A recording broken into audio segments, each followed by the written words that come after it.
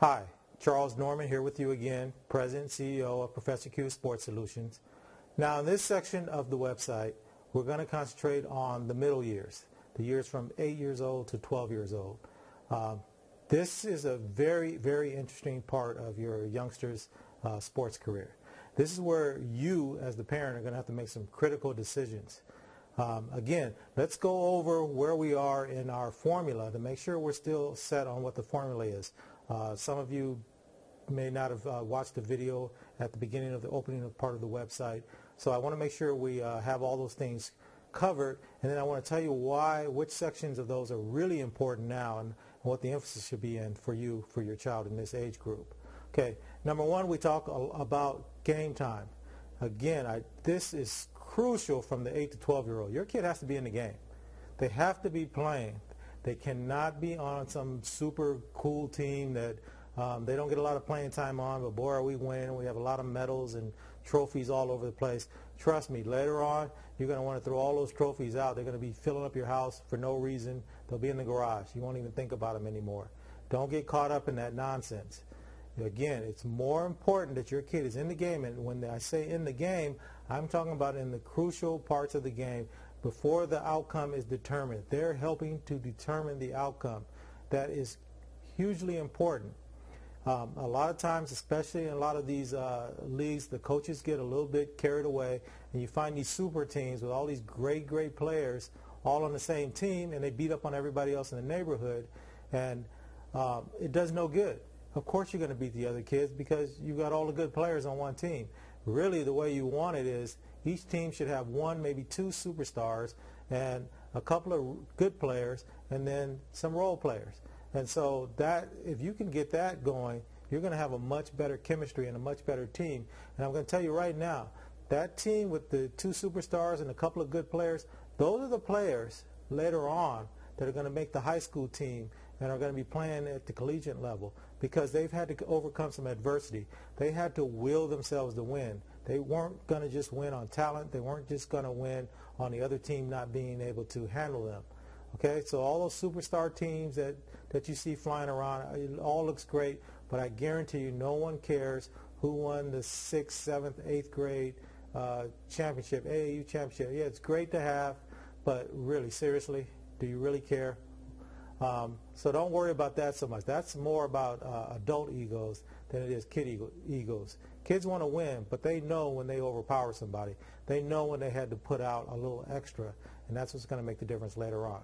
Now, I don't want to beat that to death because, you know, I get a lot of emails back saying that I'm kind of wrong on that issue, but I think it's really important that you keep things in perspective when your kids are younger, because in high school and college is when it's going to make a big difference and where you're going to get the payoff.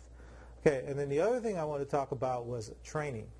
Now, I said in the earlier videos that if you have a really good coach and they want to train your kid, you might want to think about, especially when they're younger, to have the coach go ahead and work out with your kid if they're willing to do it. I don't think it's a bad thing to do. But you want to make sure they know what they're doing, and they're not just coaching. I mean, they're not training just based on their coaching philosophy. What you really want to do at this age, and maybe not so much at 8 years old, even 9 years old, but by 10 years old, you need to have your kid a private personal trainer for their sport.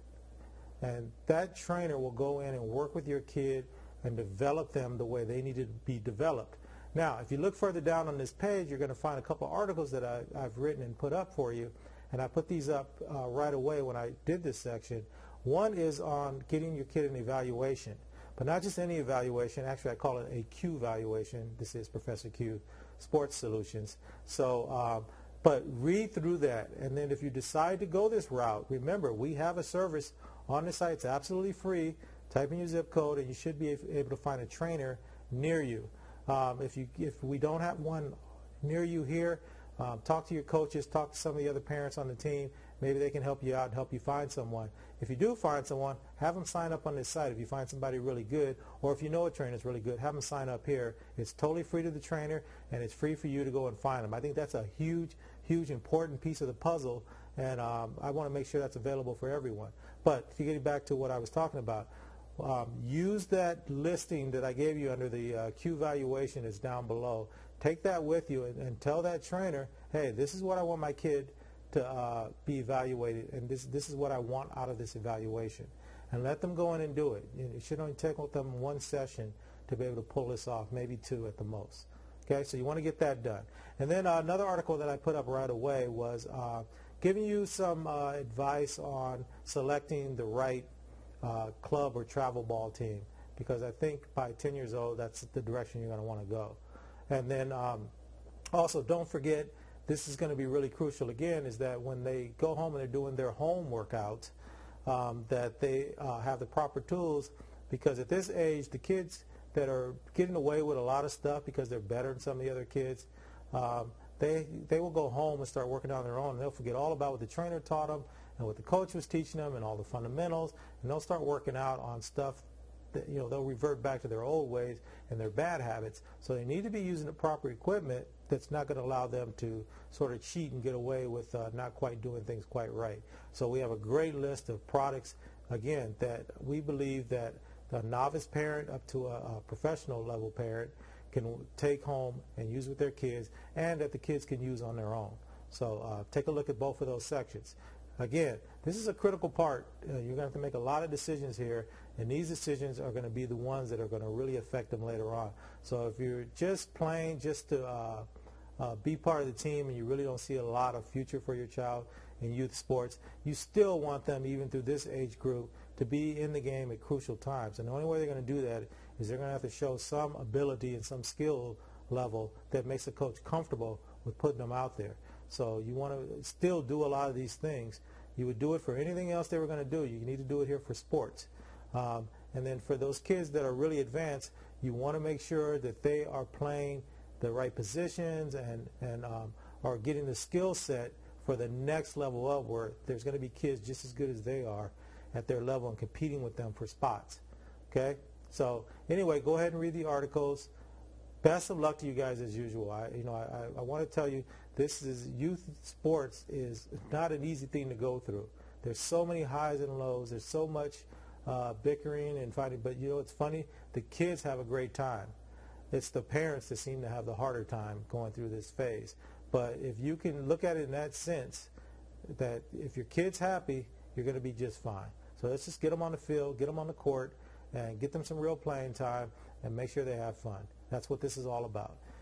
Anyway, that's it for this section. Go ahead and read through the articles. Remember to give me the feedback on things that we're talking about and what you would like to hear from us.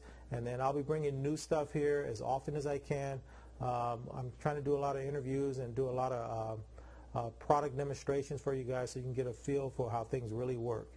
Anyway, we'll talk to you later. Best of luck to you. Best of luck to your child. And remember, let's get them in the game.